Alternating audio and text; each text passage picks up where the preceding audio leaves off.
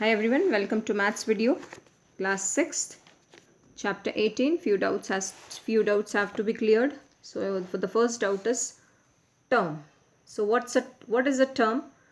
Term is like a bricks of a wall. Means when bricks are joined together with cement, it creates a wall.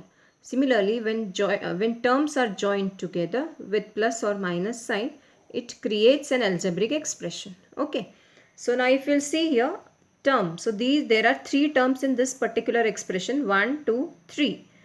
So we have seen here the term can be a single variable. A term can be combination of constant and variable. Also a term can be only constant. So I say that 2 and 3 are constants. 3x is 3 combination of constant and variable is also a term. Same thing here also. And alone variable is also a term. So when I write 1, it can be a term. When I write x, it can be a term. Only difference, it is constant and it is variable. Okay. So I hope your term concept is cleared. And in under term we have like and unlike terms. Like terms means which have only one kind and one type of variable. For example, 2x plus 2x square plus 1. So here x, one type of variable. So we say that these are all 1, 2. These two are like terms. Sorry,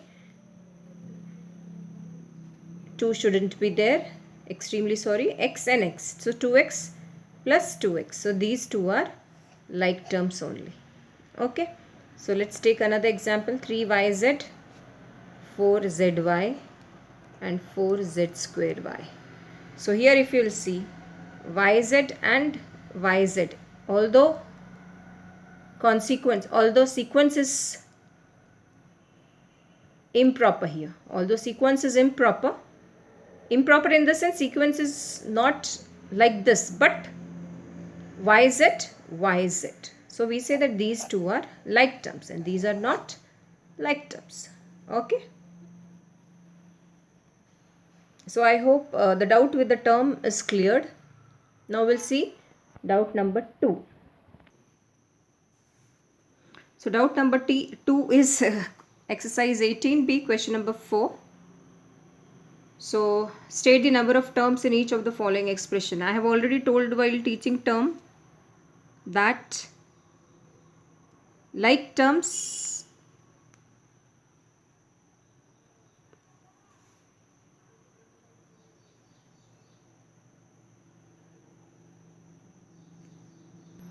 like terms and unlike terms, you know it now. Now we'll see question number 4, exercise 18b. Okay. So question number 4, I have already told you that terms can be separated only by using plus or minus sign, not by multiplication and division. So 2a minus b. So only one sign is there, means two terms. This is a trick which I am telling you. Those who are confused, for them it's a trick. If one minus sign is there, if any sign is there, any of one sign is there, plus or minus, if one is there means two terms are there. If two signs are there means surely three terms should be there. So 1 and 2. See here, how many plus signs are there? 1. Means there should be two terms. Okay, 1 and 2. Now see in this case, again there is only one plus sign. Means surely there will be only two terms, 1 and 2. Now in this case if you will see, there are two plus signs. Means there should be three terms, 1, 2, 3. Here is one term, one plus sign means two terms. This is a trick, children. There is no logic but trick. It is just trick if you are getting confused to understand. Okay. Here are two plus signs means there should be, if two plus signs means there should be three terms, 1, 2 and 3. Okay. Now how? This is a trick which I have told. Now the real logic behind it we are going to see. Okay. So a divided by x multiplied by b plus c. It is clearly told to you that terms will be separated only by using plus and minus sign. Alright. So a divided by x multiplied by b. A divided by x, how I am going to write? I am going to write a divided by x a by x multiplied by b. So a upon xb plus c. Okay. So if you'll see here, I am not explaining completely because I have already explained all these in my previous videos. So those who have doubt, please go through that video again. Similarly, see this, 3x divided by 2. So how I'm going to write 3x divided by 2? 3x upon 2 plus y plus 4. So 1, 2, 3 terms. So here if you'll see 8 divided by y, 2x plus y plus 8 upon y. So this term is 8 upon y. Okay, so 1, 2 and 3. Okay, so please go through it. Go through the trick also. If suppose one plus or minus sign is there, mean 2 terms. 2 plus or minus signs are there, then 3 terms will be there. If 3 plus or minus signs are there, then 4 terms will be there, and so on. Okay, so it's very easy according to trick, but logic also you should know. I hope you have understood your doubts, and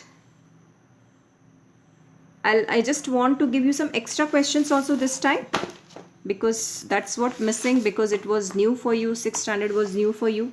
So now I think you are well settled with 6th standard. So this is different textbook, children. So slowly I'll be showing you. You can take it as an extra, you can take it as extra questions and you can solve it. Okay, and you have to complete 18A and 18B in the notebook. You have to keep your notebooks updated, because nearby exam then you complain that my notes are not completed with for so and so reasons. So please don't do it. Okay, so please go through this. Don't worry about the exercise 11.1. Nothing doing with exercise 11.1. This is other textbook. So just go through the question. You can solve the question. You can take screenshots if needed.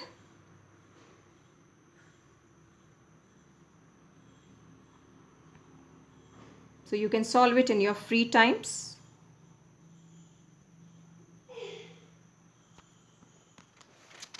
And how are you all? I hope you all are doing well. Now I am in busy in checking your answer sheets. Okay. So many children, they said paper was very easy. And every time you people say that paper is very easy. But why all do not get out of marks? This is question mark for me till now. But that's all right. Okay, so I hope you can take the screenshots wherever required.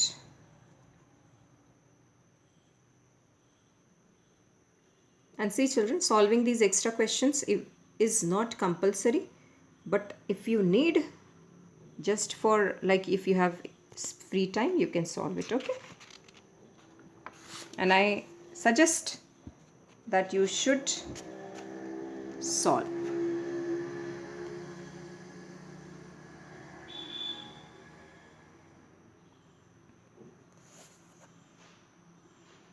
And what else is going on?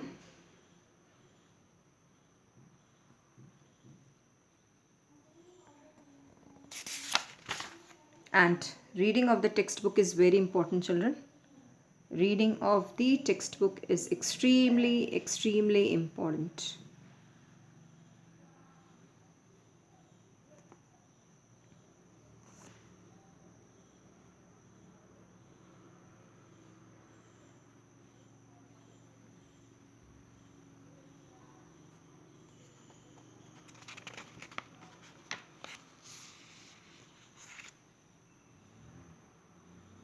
Okay, so maybe few questions are there of next chapter also in this, but I have given you complete exercise. Okay, so if it is there, good. If it, for example, add and subtract, yet I have not taught you, so just ignore that add and subtract. That will do in the next chapter. All right, so whatever we have done of these questions, you can solve.